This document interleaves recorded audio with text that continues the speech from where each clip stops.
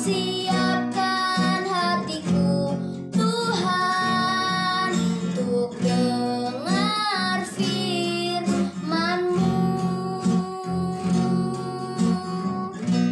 Ku siapkan hatiku, Tuhan, untuk dengar firman-Mu.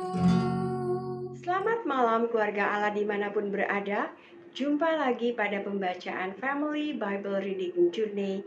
Dan malam ini kita akan melanjutkan pembacaan kita dari 2 Samuel 3 ayatnya yang ke-22 hingga ke-39.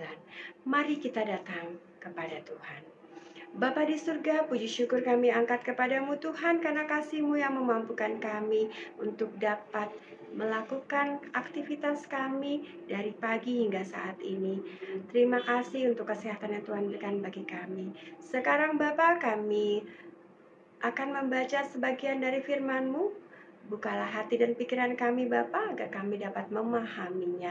Dalam nama Yesus Kristus kami berdoa dan ucap syukur. Amin. Saudaraku, pembacaan kita diambil dari 2 Samuel 3 ayat 22 hingga 39 dengan perikop Abner dibunuh oleh Yoab. Anak buah Daud dan Yoab baru saja pulang setelah mengadakan penggerebekan dan mereka membawa pulang jarahan yang banyak. Tetapi Abner tidak lagi bersama-sama Daud di Hebron, sebab ia telah dilepasnya pergi dengan selamat. Ketika Yoab bersama dengan segenap tentaranya sudah pulang, diberitahukan kepada Yoab demikian. Abner bin Ner telah datang kepada raja dan ia sudah dibiarkannya pergi dengan selamat. Kemudian pergilah Yoab kepada raja, katanya, "Apakah yang telah kau perbuat? Abner telah datang kepadamu, mengapa engkau membiarkannya begitu saja? Apakah engkau tidak kenal Abner bin Ner itu? Ia datang untuk memperdaya engkau dan untuk mengetahui gerak-gerikmu dan untuk mengetahui segala yang hendak kau lakukan." Sesudah itu keluarlah Yoab meninggalkan Daud dan menyuruh orang menyusul Abner. Lalu mereka membawanya kembali dari perigi Sira tanpa diketahui Daud. Ketika Abner kembali ke Hebron, maka Yoab membawanya sebentar ke samping di tengah-tengah pintu gerbang itu, seakan-akan hendak berbicara dengan dia dengan diam-diam.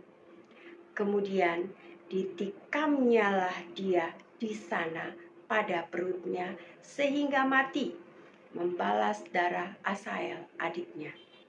Ketika hal itu didengar Daud, kemudian berkatalah ia, "Aku dan kerajaanku tidak bersalah di hadapan Tuhan sampai selama-lamanya terhadap darah Abner bin Ner itu. Biarlah itu ditanggung oleh Yoab sendiri dan seluruh kaum keluarganya. Biarlah dalam keturunan Yoab tidak putus-putusnya ada orang yang mengeluarkan lelehan, yang sakit kusta, yang bertongkat, yang tewas oleh pedang, atau yang kekurangan makanan." Demikianlah Yoab dan Abisai adiknya membunuh Abner, karena ia telah membunuh Asael adik mereka di Gibeon dalam pertempuran. Dan berkatalah Daud kepada Yoab dan kepada segala rakyat yang bersama-sama dengan dia, "Koyakkanlah pakaianmu dan lilitkanlah pada tubuhmu kain kabung dan merataplah di depan mayat Abner." Raja Daud sendiri pun berjalan di belakang usungan mayat. Ketika orang menguburkan Abner di Hebron, maka menangislah raja dengan suara nyaring pada kubur Abner, dan seluruh rakyat pun menangis karena Abner. Raja mengucapkan nyanyian ratapan ini, "Apakah Abner harus mati seperti orang bebal? Tanganmu tidak terikat dan kakimu tidak dirantai. Engkau gugur seperti orang gugur oleh orang-orang durjana. Dan seluruh rakyat itu makin menangis karena dia. Seluruh rakyat datang menawarkan kepada Daud untuk makan roti selagi hari siang. Tetapi Daud bersumpah, katanya, kiranya Allah menghukum aku, bahkan lebih lagi daripada itu, jika sebelum matahari terbenam aku mengecap roti atau apapun. Ketika seluruh rakyat melihat hal itu, mereka menganggap hal itu baik, seperti segala sesuatu yang dilakukan raja dianggap baik oleh seluruh rakyat.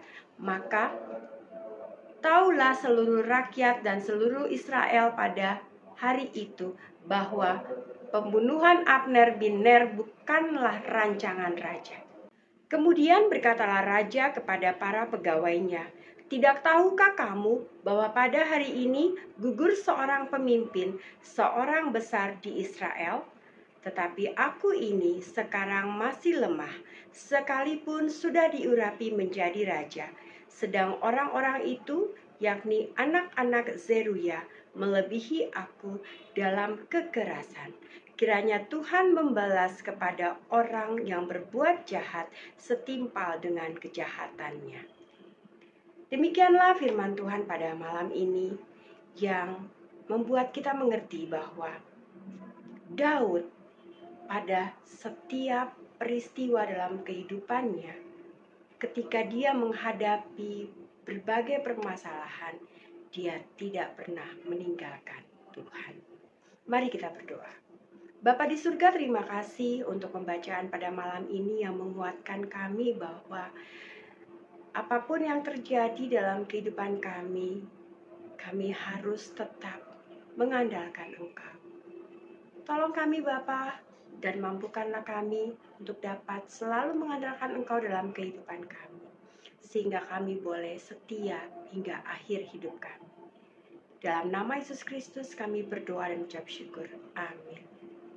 Saudaraku, sekian pembacaan Alkitab pada malam ini. Sampai jumpa pada pembacaan Alkitab esok malam. Tuhan Yesus memberkati. Firman-Mu, pelita bagi kakiku,